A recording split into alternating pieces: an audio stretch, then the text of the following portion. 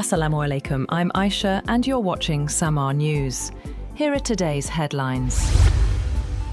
Prime Minister Shehbaz Sharif has said that Pakistan does not want war and instead seeks peace. He warned, however, that Pakistan's desire for peace should not be mistaken for weakness, stressing that the country stands for peace with honour and dignity. Addressing the inauguration of the iconic Victory Monument, he said the enemy should remember its lesson-breaking defeat and warned that anyone challenging Pakistan's sovereignty would receive an even stronger response. Shehbaz said India had demonstrated that it was an enemy of peace by suspending the Indus Waters Treaty.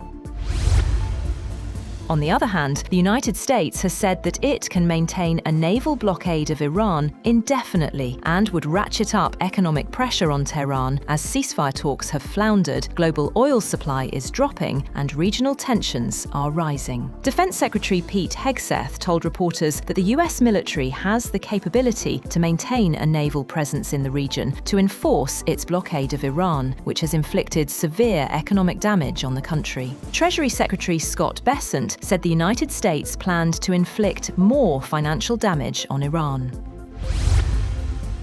US President Donald Trump has said he will impose tariffs on imports of drones and their components, including from some key US allies, with the Trump administration saying the country was too reliant on foreign sources of drones. The White House said a proclamation signed by Trump imposes a 100% ad valorem tariff on drones of a certain size or with certain capabilities that are particularly sensitive for national security purposes, adding that a tariff of 25% will be imposed on drones that are smaller in size.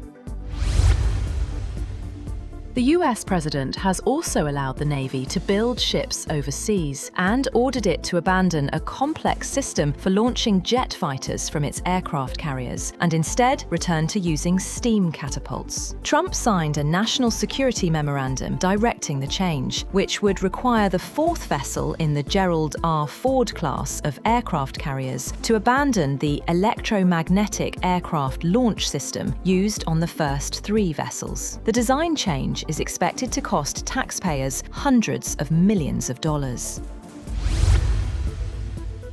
Ukraine has sent Russia an offer suggesting they both halt attacks on civilian targets in the Black Sea, after mounting strikes on vessels and ports there raised fears over global food supplies. A source said the offer to suspend attacks was transmitted by Kyiv via a third party, and Ukraine was still waiting for a response. A wildfire in Croatia, driven by strong winds, has descended on the tourist town of Omis, engulfing houses, forcing about 1,000 people to evacuate and injuring dozens. Flames enveloped settlements and trees over 1,000 hectares, turning the night sky red above Omis. Of 36 people treated by ambulance services in the city of Split, 14 were hospitalized and 7 had life-threatening injuries. Emergency shelters accommodated about 1,000 people overnight. Iranian Foreign Minister Abbas Araghchi has accused the United States of relying on fake intelligence and making strategic miscalculations in its decisions over the war with Iran and the Strait of Hormuz. In a post on X, Araghchi said Washington's actions around the strategic waterway represented an even greater miscalculation, warning that worse than fake news is fake intelligence. Araghchi also accused France of double standards on human rights and international law, criticizing Paris for supporting Israel during the Gaza war while backing what he called aggression against Iran. Iran has promised a more aggressive response if another war breaks out. Brigadier General Rasul Sanayeh, who serves as a political advisor to Supreme Leader Mojtaba Khamenei, said that Iran stood firm in the recent conflict and would stand firmer and more aggressively in any future war.